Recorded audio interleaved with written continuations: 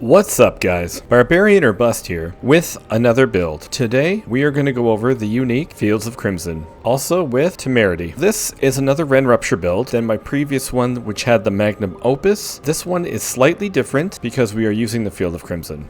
This was my first playstyle that I absolutely loved. So let's go over the build. In the helmet, we have the Helmet of Might with max life and max cooldown and 2 open slots, which you could take strength. You do need 1 total armor roll to hit max armor, and you could also take ranks to Steel Grasp. You could do ranks of Rupture, but Steel Grasp is much better. In the chest, we have Juggernaut. What else? Juggernaut or Bust. And again, we want 2 resistances, and then those other 2 slots, you'd like a damage reduction and or strength, or 2 damage reductions. I would say go with damage reduction to close, or flat damage reduction. And in the gauntlets, we have the conceited aspect.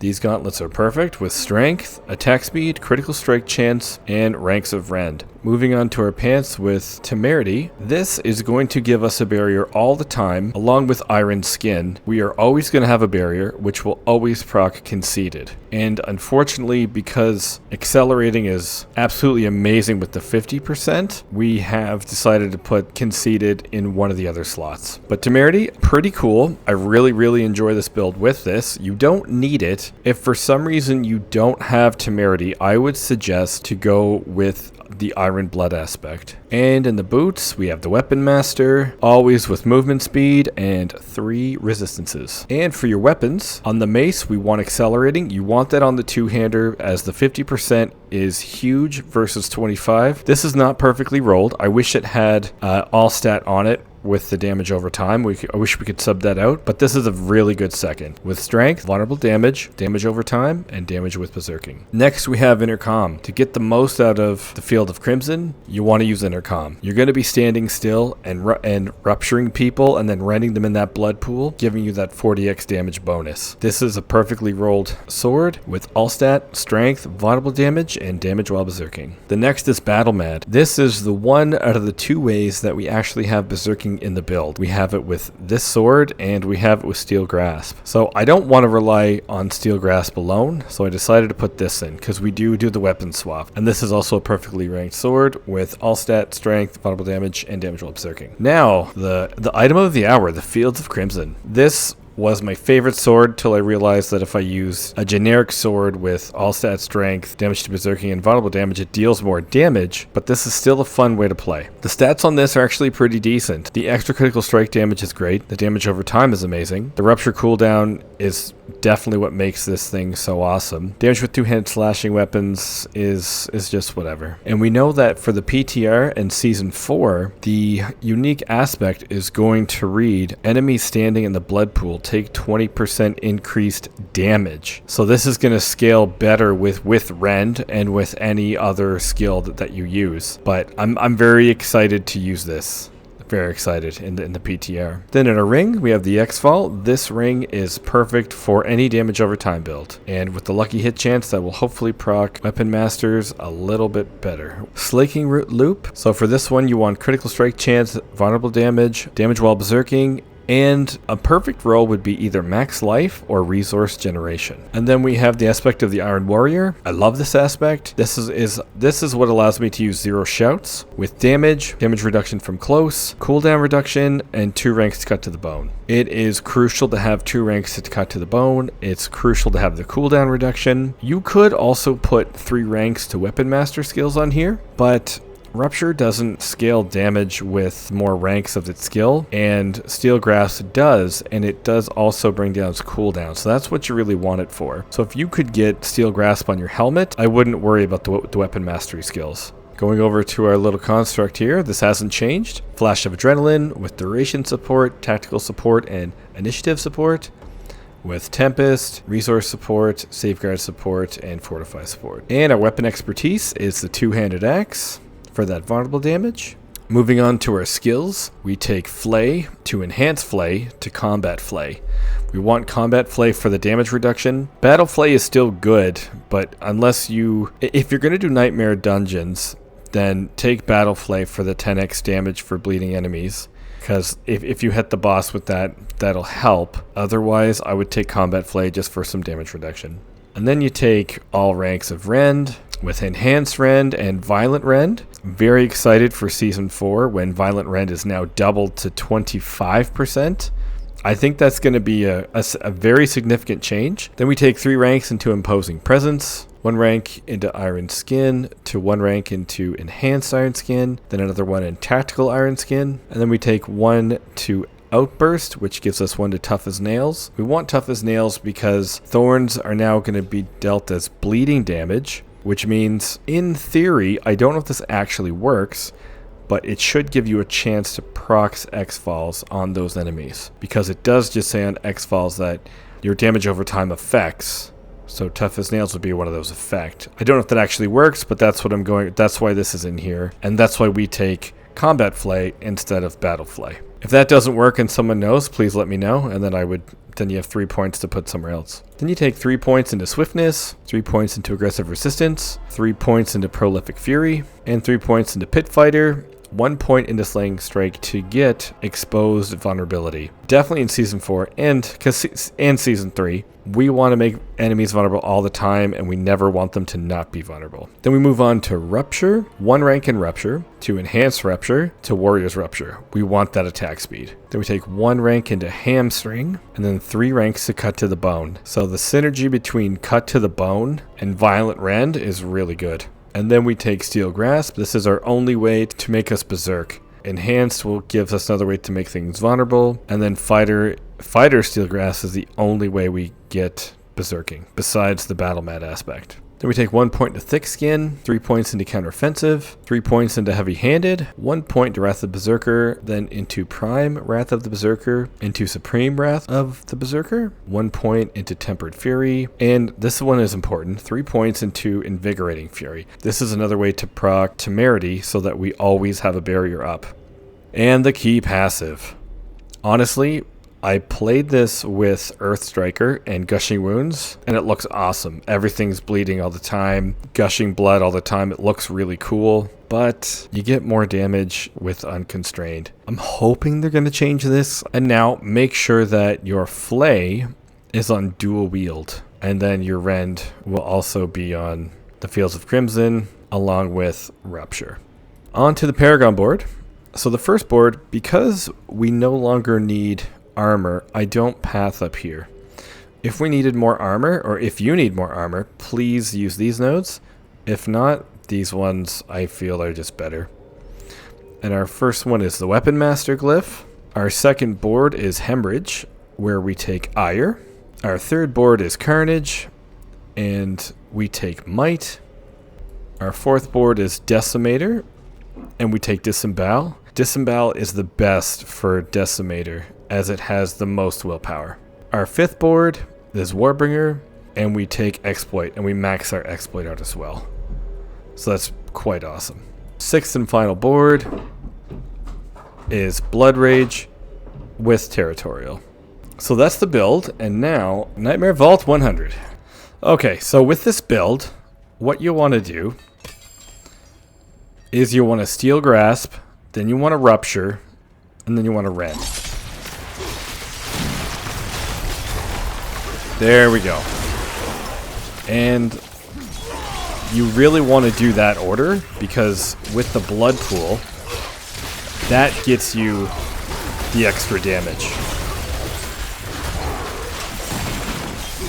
But if for some reason, if you don't have the Fields of Crimson, then I would suggest that you decide to Rend first, then Rupture. And you're going to have a zillion health globes because of Temerity. And use potions like spam potions all the time. That'll also keep up your barrier. And again, this is literally my favorite way to play. This was my first build that I absolutely loved. And I loved when they changed up Bleed a bit to be a little better. I really thought in Season 3 that this was going to be meta with my with my other build. Sorry, my other video. Turns out it wasn't meta. There are still better things. But this, I don't know. It's just so satisfying. It's so satisfying to play this way. And I don't even use what is it there? Wrath of the Berserker that much. Just kind of use it for fun, really. It doesn't need it. In Season 4, I want to try like a lucky hit version that doesn't need Critical Strike.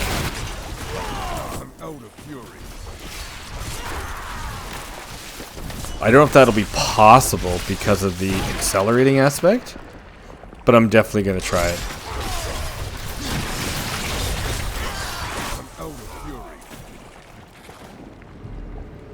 Alright. Bring them in, rupture them, and then rend away.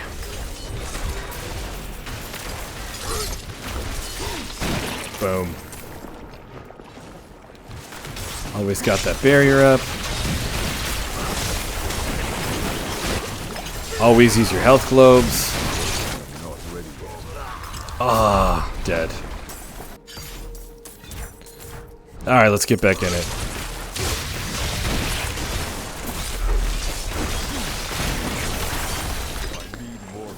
So this is a bit of a slower playstyle because you got to drag things into you, but that's the best way to get the most out of the build.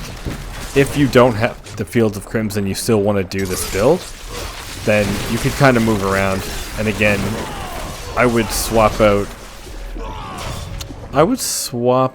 out intercom for, I don't know yet. Maybe the Expectant. I would do the Expectant, actually. But with this one, with those blood pools, you really want to get those enemies in there.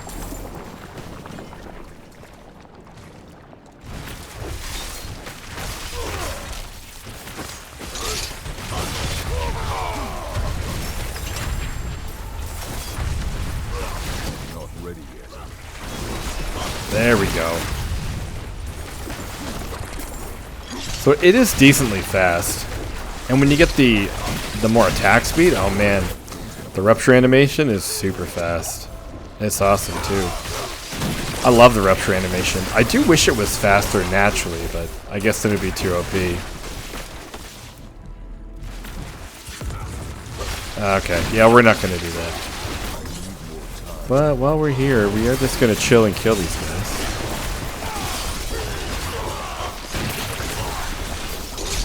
Actually, they're all kind of staying right here. Maybe we just kind of should stay here and do this after all.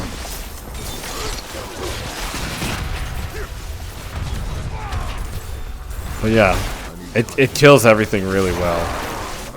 A little light on the bossing though. Alright, let's try to move a little bit ahead. We can go back to that later maybe.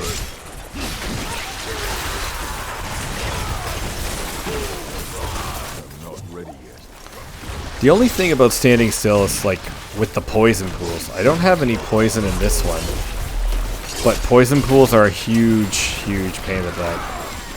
Because when you have your blood pool down, you can't actually see them.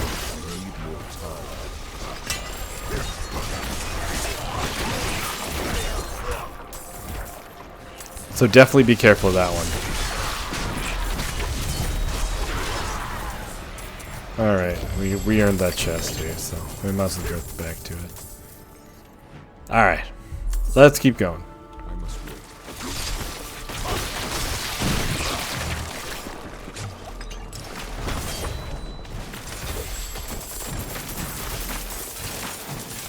So much treasure.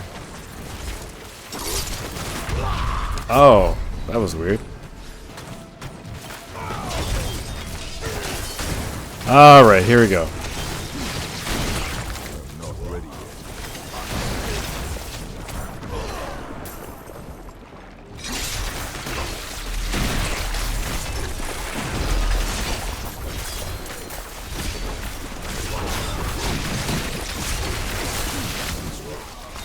So yeah, sometimes you can get it. Make sure you always hit your basic skill for that damage reduction.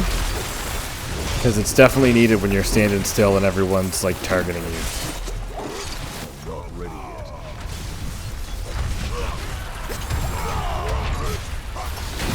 And again, always use your potion. I need time to do that. Alright, awesome.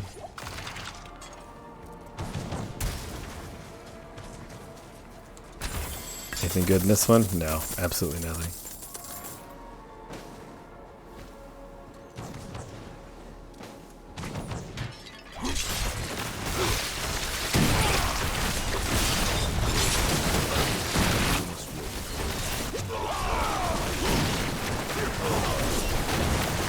So I still feel that my other Rend Rupture build does do bigger bleeds.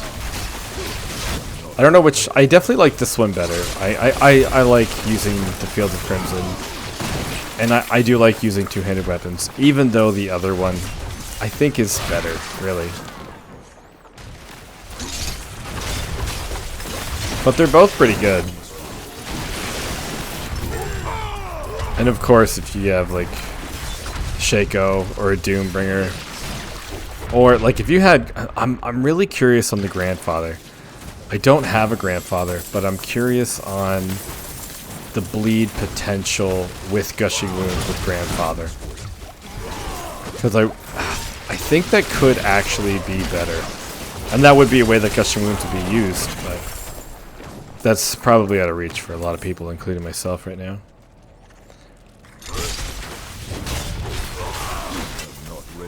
But we'll see. Well, when I get a Grandfather, I'm probably close to getting one on my Eternal Realm. Maybe I'll try it there. That would be awesome, actually.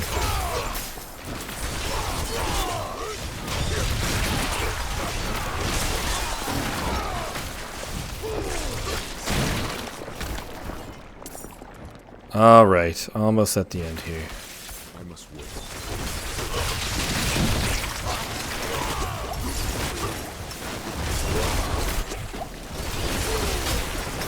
Oh, something's killing me here.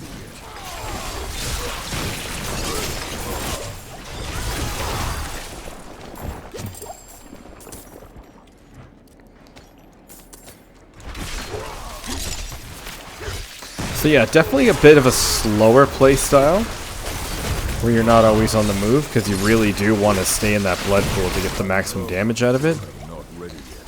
And with the new changes with damage reduction, how they said they're going to take most of it away, I don't know how well that'll do. Because with this playstyle, you really do have to stand still here.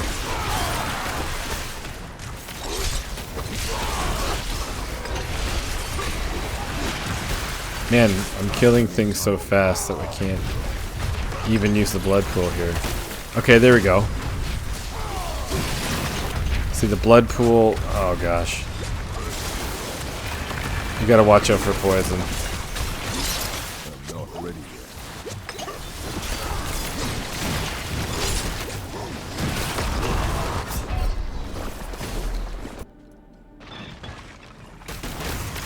yet. Alright. Died right at the end. Did say open the treasure vault, but I guess it decided not to.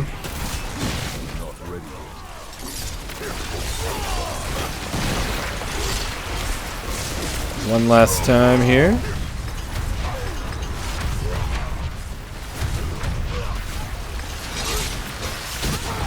Not ready yet.